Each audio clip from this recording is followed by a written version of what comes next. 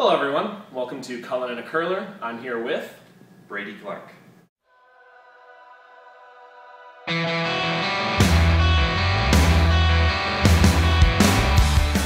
Brady Clark is not a household name for many Canadian curling fans, but south of the border he is one of the United States' most distinguished names.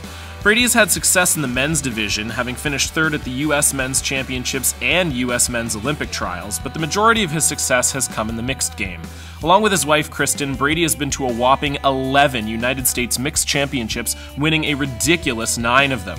Brady has also been to 3 straight World Mixed Doubles Championships, with his best finish being 4th in 2012. Welcome, this is a very welcome to the 3rd episode of Cullen and a Curler. It's a very casual episode today, as you can see. I forgot my shirt and tie today, so I'm rocking the team jacket. Cullen and a Curler, presented by Boston Pizza, of course. I'm here with Brady Clark. Now, Brady is a well-known curler from the United States. Now, this is, most of my viewers are Canadian, so maybe you want to just let some of my viewers know about your history as a curler in the States. Yeah, well, I grew up in North Dakota. Relocated out to Washington, beautiful place, West Coast. Give a shout out to all those West Coast curlers. And North Dakota people too, always got to claim your home roots, right? Absolutely. Been out there, met my wife actually in North Dakota. We relocated out to Washington and just been living out there for about 13 years. Fantastic. And now you, in the U.S. curling circles, you've been to the mixed nationals many times, won many times, and mixed doubles as well. Which prompts a question, just how famous are you in America? Not very famous, I assure you. Like not at all famous? I don't think anybody knows who I am, but maybe in the curling circles, a few people might know who I am, but you walk out on the street, I assure you not many people know who I am. So no one stops you on the street and goes, there's Brady Clark, 9-time U.S. mixed champion in curling? Not unless they saw my wanted poster, so, it just doesn't happen. Fair enough, fair enough. Interesting. So now I know for me as a Canadian, I find that I get some silly answers about what curling is. People are kind of confused about what curling is. In the States, how magnified is that? Like, do people have any clue at all what curling is? Since the last 2 or 3 Olympics, since the Salt Lake City, then Torino, I think things have just leaps and bounds. People actually know what you're talking about. It's not like you curl, you weightlift, or you curl your hair. I mean, yeah. Seriously, when I first started curling around the 2000s, that's what we used to get. Now, it's a lot better. We actually, people seem to know, oh hey, I watched that. Do you sweep or do you throw? I know, I get that all the time. It's like, oh no, we do both. So you've only been curling since the early 2000s? Well, let's think about this. Let's see, so that's when I got really serious into it. I mean, I was actually curling in probably about 93, 94, 95. But I mean, I got really serious into it after I met my wife, and going probably 5-6 days a week since then. So she was really into it, and that's what got you into it? Yeah, I mean, we feed off of each other, when one person's feeling lazy, the other one's like, oh, we gotta go practice today. You suck, or you know what I mean? Yeah, absolutely. So you do play mixed doubles with your wife, and mixed curling with your wife as well, yeah. Which I think begs the question, why? We actually really enjoy playing with each other. There's times where you say something maybe you shouldn't, and it's not her, it's usually me, yeah. Just being a little bit too candid. You say, you did this or that, and that doesn't go over real well for the household, so it's best just to be positive and say, oh, yeah, you threw that one well. Nice. Yeah, absolutely. That's really cool, because I think that, I mean, my girlfriend doesn't curl, but I just think, that might be a little dodgy. It's best just to be nice out there and be respectful. I think sometimes, we're critical of each other in men's. Men tend to be more upfront and just say what they're thinking. Mm-hmm. I think in general, women may be a little bit, they may not say it as directly to each other. So I think you just got to be aware of what you're saying and how you say it, and be positive. And it works really well for us because my wife's she believes I can make any shot, even shots that aren't there. So that's kind of nice. That's a good belief to have. So in Canada, there's actually been a real push for mixed doubles recently. It's been kind of a new, when it first came out, I think Canadians were pretty resistant to it. As a whole, we were just kind of like, what is this? They want to put it in the Olympics, what the hell? But now it seems like, I know for us in BC, they're really pushing it. So maybe can you just talk a little bit about the mixed doubles game? Do you like it? What are some of the things you like about it as opposed to normal curling, and do you think it will catch on?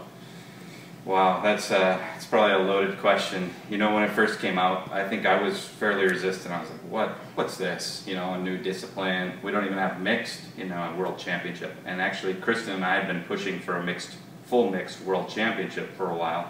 That didn't take off. So mixed doubles, we decided to give it a try. See how it would go. First year we lost in the semis, and said it was fun. We got to compete together. We knew that it was at a world stage.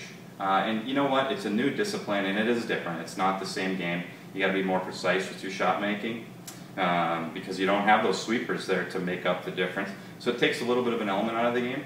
But I do enjoy it because there's a lot of rocks in play, lots of angles. You gotta really be thinking ahead, and it's kind of like the end is progressed. It's kind of fast forward. Plus, you can't play hits right away, so it's a very aggressive game. Right. So, do you think that some of the curlers in Canada, do you think it's going to be a separate skill where there will be people who are just good at mixed doubles and just good at fours curling? Or for example, if Kevin Martin and Jennifer Jones went in mixed doubles tomorrow, would they win the Worlds?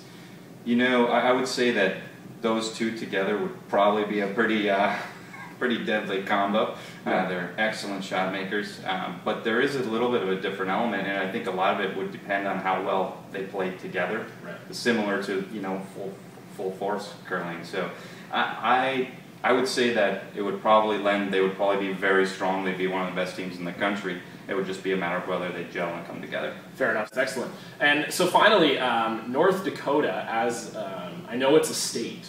I know the capital's Bismarck, right? Nice. Pretty good, pretty good. But after that, what is North Dakota? North Dakota is a great state. A lot of really good people. A state of about 600,000. Fargo, may have heard of the movie. I have, yeah. But they had kind of like Minnesotan accents in it, didn't they? Is that a North Dakota thing as well? I would say maybe some people on the eastern side of the state, but I think they brought a little bit of the Minnesota element into that movie. Funny fact, I actually got up and walked out of that movie. I had such a hard time watching it at the time. I was offended. I was like, we're not like that.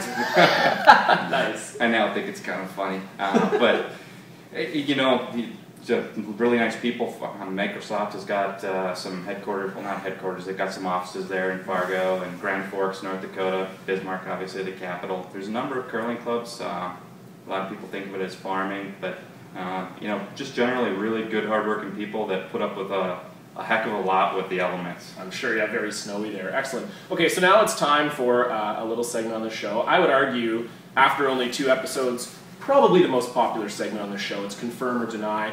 So here we go. This is episode 3, Confirm or Deny with Brady Clark. Okay, here we go.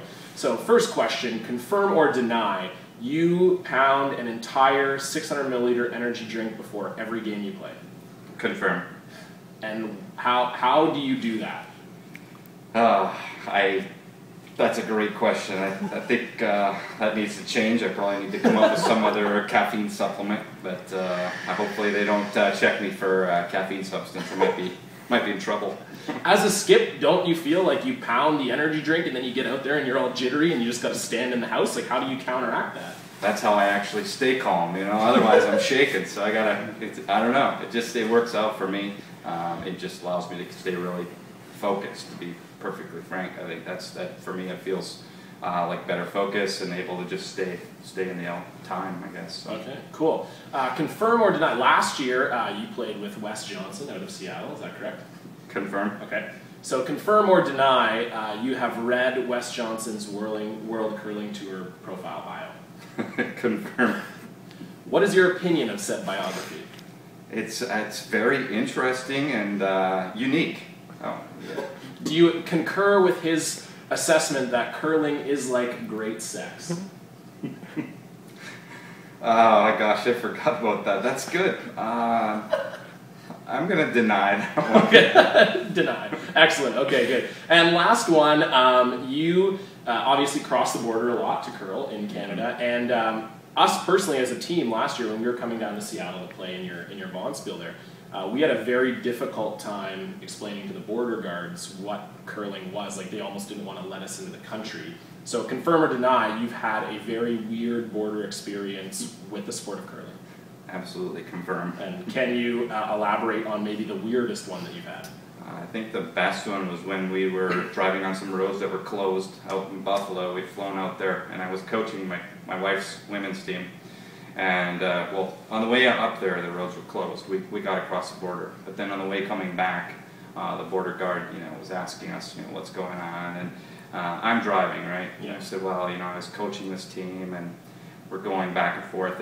And he says to me, man, you're the king, because I'm with 4 ladies. And he thought that was cool. So that was probably my best one. Either that or it's got to be one with Wes where you get pulled over and get your extra interrogations. So. We won't even need to go into that any further. Anyway, thanks so much, Brady, for joining us on Cullen and a Curler. It was a pleasure. And as I'm sure you've noticed, this is also the special Movember episode of Cullen and a Curler. Myself and my team, Team Wakefield, hoping to raise some money for Movember. So please go to Movember.ca, check it out, donate to someone who's got a mustache. And Brady, would you like to take this chance to plug some of your team sponsors for the season as well? Well, I would love to say thanks to Olson Curling Supplies for being a prime sponsor for us, as well as Red Built. So thanks a lot to our sponsors. Fantastic. Awesome. Thanks so much again, Brady. Thanks again to Boston Pizza. And this has been Cullen and a Curler. Take care. We'll see you again soon.